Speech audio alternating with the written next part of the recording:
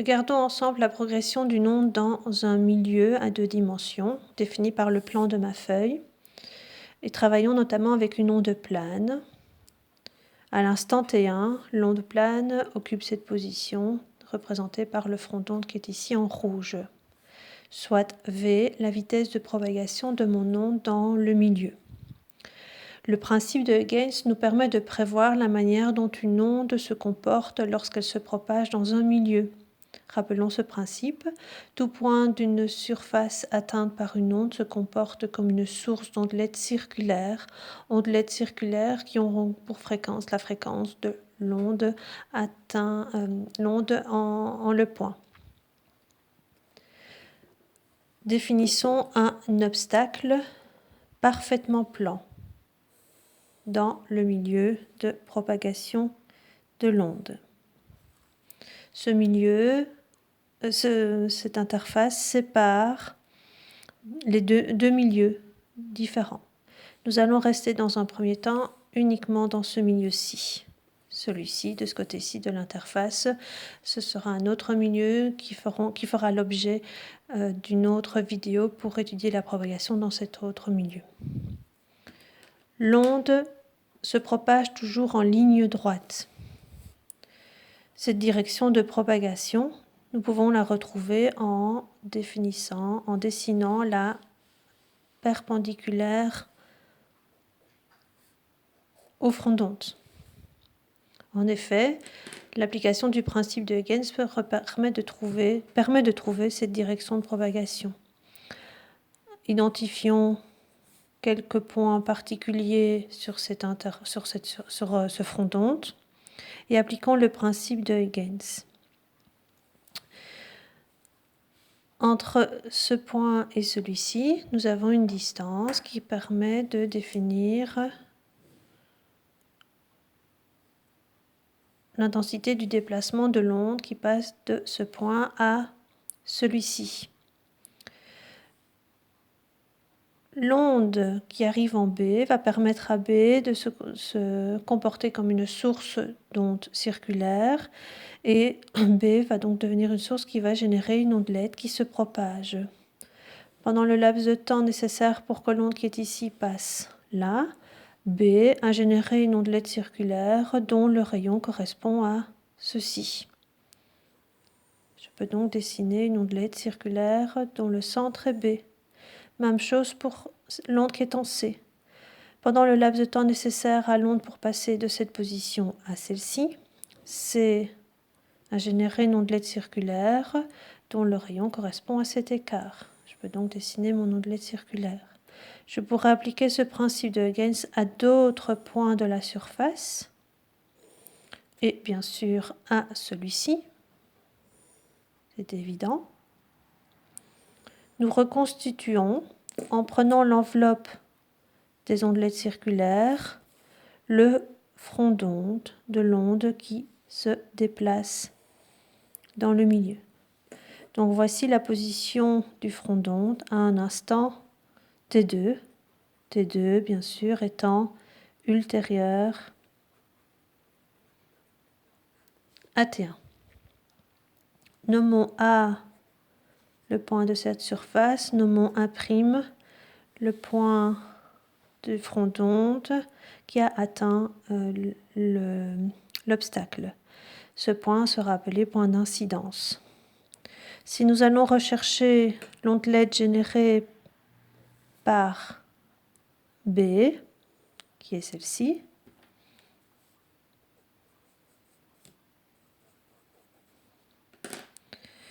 vous obtenez un point de tangence entre l'ondelette et l'enveloppe des ondelettes circulaires qui correspond à la position de l'onde à l'instant T2. À l'instant T1, elle était en B. À l'instant T2, elle s'est déplacée pour atteindre B'. Si vous reliez ces deux points, vous retrouvez la direction de propagation de l'onde, qui est bien une direction de propagation équivalente à celle-ci. L'onde se propage en ligne droite. Même chose pour l'onde qui est passée par C. Elle va se retrouver en C', point de tangence entre l'ondelette circulaire que j'ai dessinée et l'enveloppe. L'onde va poursuivre sa progression vers l'obstacle. Après être en C', elle va atteindre l'obstacle en un point d'incidence que je vais noter C secondes et atteindre l'obstacle à l'instant T3. Pour reconstituer le front d'onde qui a progressé, cette partie-ci continue à progresser et on peut redessiner ce front d'onde en traçant simplement une parallèle au front d'onde obtenu à l'instant T2 ou une perpendiculaire à la direction de propagation. Mais toute cette partie-ci, c'est la partie située entre 1' et C', que lui est-elle arrivée pendant le laps de temps nécessaire à l'onde pour passer de C' en C secondes.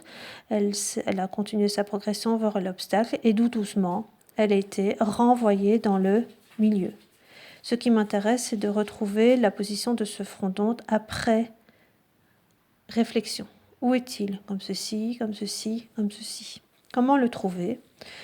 Nous allons progresser en 2 temps. L'onde qui était en A' à l'instant T2 a été renvoyée dans le milieu avec une vitesse V, toujours la même puisque je reste dans le milieu, et s'est déplacée pendant le laps de temps ΔT dans ce milieu. Où est-elle? Pour la trouver, je vais appliquer le principe de Huygens. L'onde qui est passée de C' en C secondes, je peux mesurer l'intensité de son déplacement, qui correspond à cette distance-ci. Je peux également calculer assez aisément l'intensité du déplacement. L'onde se déplace à une vitesse V pendant le laps de temps écoulé entre l'instant T2 et T3, c'est-à-dire pendant le laps de temps ΔT, T3 moins T2. Pendant ce laps de temps, l'onde qui était en A' va passer à un autre point que je vais nommer A secondes, que je ne connais pas encore. Et ce déplacement va se faire à une vitesse V. Pour retrouver donc la distance de déplacement, il suffit donc de multiplier V par ΔT. Ces deux calculs sont parfaitement identiques et donc la distance parcourue par l'onde passant de C' en C secondes est exactement la même que celle parcourue par l'onde passant de A' à A secondes. Si j'applique le principe de Huygens en C', je dois dessiner une ondelette circulaire de rayon égal à C' C secondes. Point de tangence C secondes. Le principe s'applique exactement de la même manière à partir de A'. A', lui aussi, par application du principe de Huygens, doit être considéré comme une source d'ondelette circulaire générée, donc une ondelette de même fréquence que l'onde de départ. Pendant le laps de temps ΔT qui s'est écoulé entre T2 et T3, si l'onde parcourt C' C secondes, qui est ceci, l'onde va parcourir A' A secondes également. Et donc, je peux venir, avec mon compas, mesurer l'écartement entre C' et C secondes et venir dessiner l'ondelette circulaire générée par A' qui s'est déplacée pendant le laps de temps ΔT.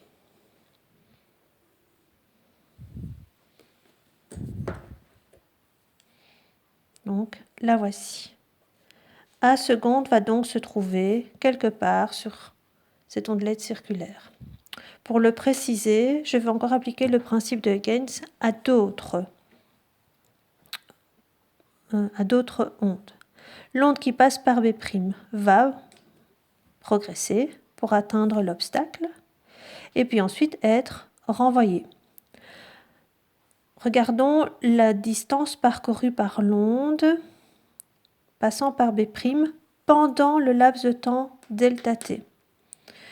La distance parcourue par l'onde partant de B' sera donnée par donc, cette mesure. B secondes, je ne sais pas où il est. Mais ce que je sais, c'est que l'onde va parcourir, va réaliser un certain déplacement dans le milieu avant de rencontrer l'obstacle. Nommons B1 le point d'incidence. Et puis ensuite, pendant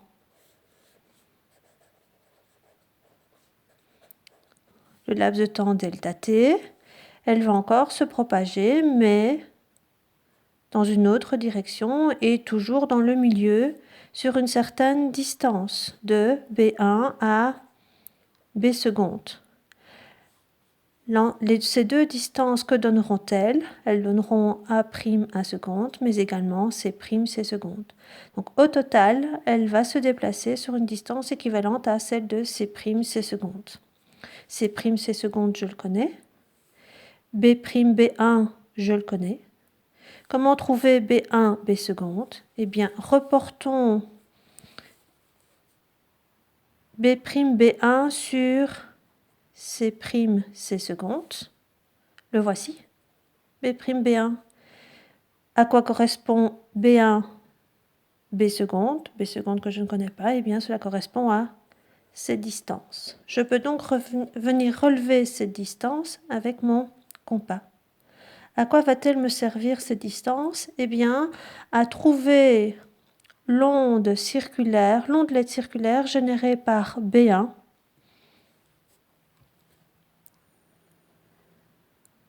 dans le milieu après réflexion, donc celle-ci.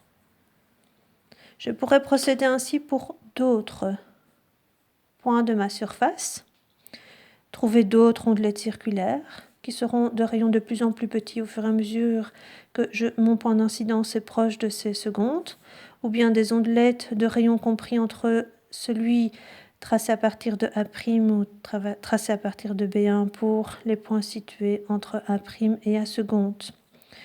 Quoi qu'il en soit, vous obtiendriez des ondelettes circulaires dont on trace l'enveloppe circulaire, et c'est l'enveloppe de ces ondelettes circulaires, et l'enveloppe que reconstitue-t-elle? L'onde réfléchie. Voici donc l'onde réfléchie